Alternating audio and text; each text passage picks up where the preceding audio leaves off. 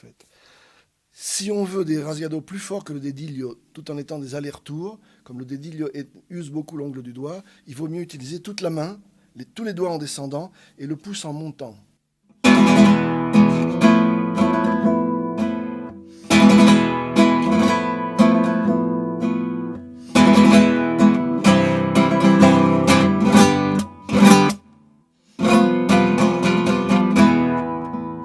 Dans cette séquence, il y a plusieurs types de rasgado.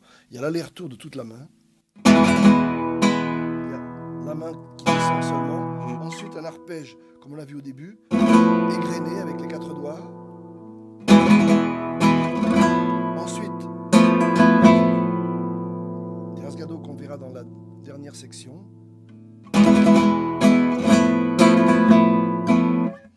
Pratiquement chaque note a une attaque individualisée, spécifique, et un timbre également individualisé, ce qui en fait une sorte d'orchestration beaucoup plus raffinée que celle qu'on fait habituellement, où on utilise toujours le même doigt pour faire tous les rasgados. Voilà le travail qui nous attend, nous, en tant que guitaristes classiques. Vous avez vu que là, dans ce rasgado, j'ai fait ce qu'on appelle une pichenette. En espagnol, chorlitazo. Vous le voyez écrit souvent dans les partitions, chorlitazo.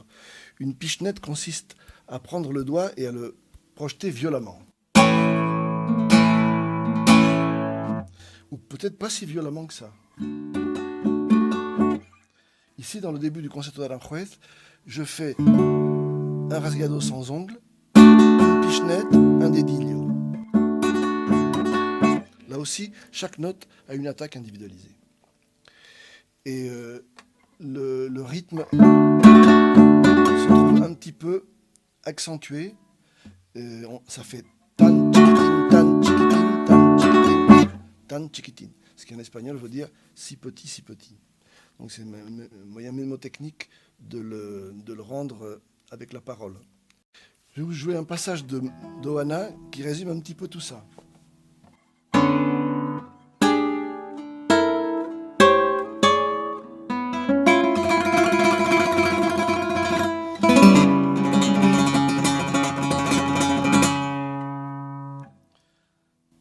Vous avez un tri sur 2 cordes, famille. Un nouvel élément qu'on appelle alzapua, qui se joue avec l'ongle du pouce. Et ensuite, un rasgado sur une seule corde. En fait, un trémolo sur une corde, mais violent, toujours en étouffant la corde grave avec le pouce et les autres cordes avec la main gauche. Pour terminer, on va maintenant élargir la définition du rasgado à des gestes instrumentaux que d'habitude on n'appelle pas rasgado, mais que moi j'inclus dans ce chapitre. Les rasgados sans ongles. Par exemple, le pouce.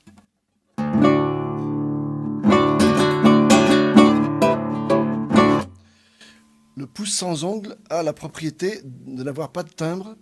Par conséquent, il répond très bien aux temps forts dans la musique européenne en général. C'est la contrebasse ou des instruments graves qui le font. Et c'est dans le contretemps que se passe le rythme. Et dans le temps principal, c'est un temps, disons, mou. Ce qui correspond bien au concerto d'Aranjuez dans le premier mouvement. Par conséquent, ce qu'on appelle double pouce, triple pouce, quadruple, etc., c'est aussi des rasgados. La définition, c'est que est rasgado toute action avec un seul doigt qui joue sur plusieurs cordes à la fois. Donc, par exemple, dans Villalobos, en étude 11,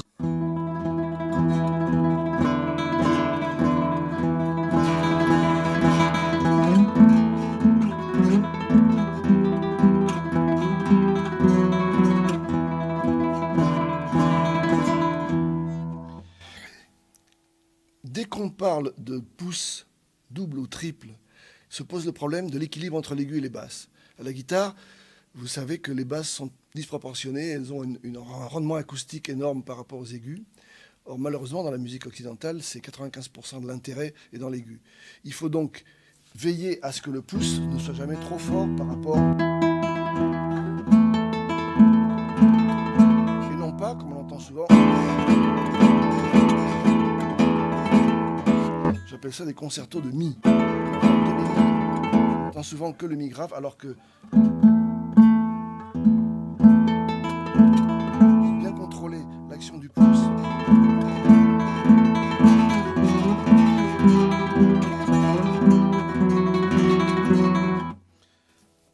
dans son mouvement. Par exemple, dans l'hommage à Debussy de Fagles,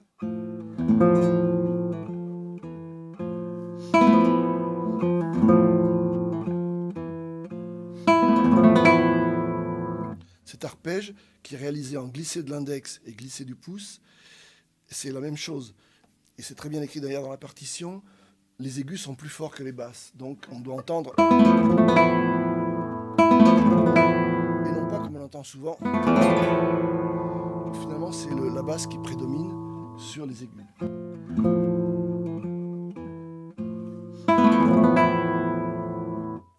De même, un peu plus tard, nous avons... On a une sorte de rasgueado du pouce qui doit converger vers la note mélodique qui est toujours la plus aiguë, donc la dernière que joue le pouce.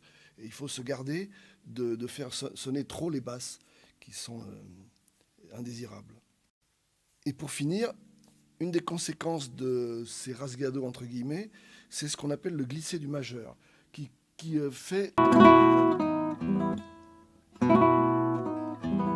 sert à faire des mordants. Par exemple, dans la danse du meunier,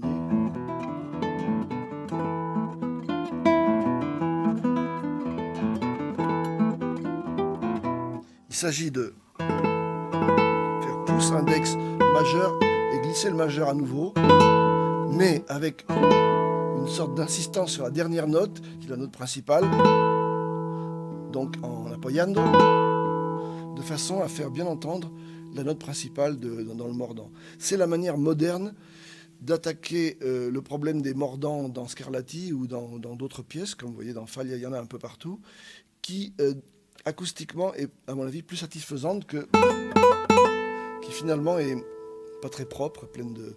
On entend certains parasites, alors que l'autre est beaucoup plus, comme dans le piano, on a vraiment les notes à l'état pur. Dans tout ça, je poursuis le but de rendre le rasgado acceptable pour les oreilles chastes, disons, des guitaristes classiques, et au contraire de l'intégrer à la panoplie des gestes et des outils que nous avons à notre disposition, et par cela même enrichir le jeu de la guitare.